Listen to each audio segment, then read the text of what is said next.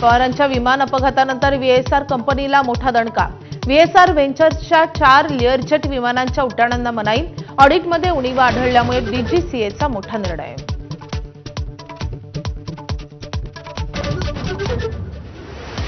मुख्यमंत्र्यांच्या वर्षा निवासस्थानी भाजपच्या कोर कमिटीची रात्री उशिरा बैठक। राज्यसभेच्या उमेदवारी संदर्भात आणि नव्याने घोषित करण्यात आलेल्या कार्यकारिणी संदर्भात बैठकीत चर्चा।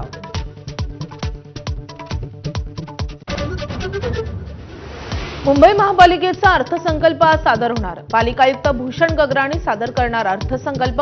मुंबई महापालिकेचा यंदाचा अर्थसंकल्प 80,000 कोटी रुपयांचा टप्पा ओलांडण्याची शक्यता। राष्ट्रपती द्रौपदी मुर्मूंच्या महाराष्ट्र दौऱ्याचा आजचा दुसरा दिवस। बुलडाणा आणि नागपुरात विविध कार्यक्रमांना लावणार हजेरी।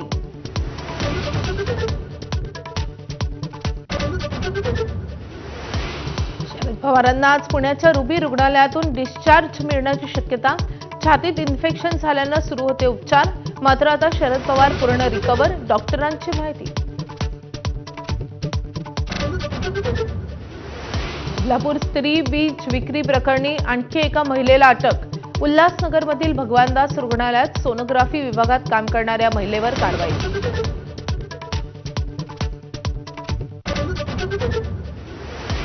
आईचं पार्थिव घरात आणि लेक परीक्षा केंद्रावर। गोंदियातली काळीज चिरून टाकणारी घटना। पेपर दिल्यावर आईला निरोप, तर नांदेडमध्ये 4 दिवसाच्या बाळासह बाळंतीण परीक्षा केंद्रावर।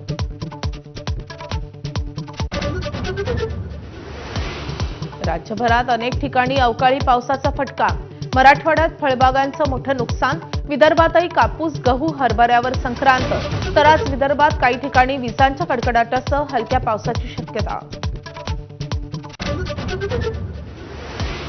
पंतप्रधान नरेंद्र मोदी आज आणि उद्या इस्रायल दौऱ्यावर। मध्य पूर्वेत युद्धाचे ढग दाटलेले असताना मोदींचा इस्रायल दौरा। इराणमध्ये सत्ता बदलाचे वारे वाहताना मोदींच्या इस्रायल दौऱ्याला विशेष महत्त्व।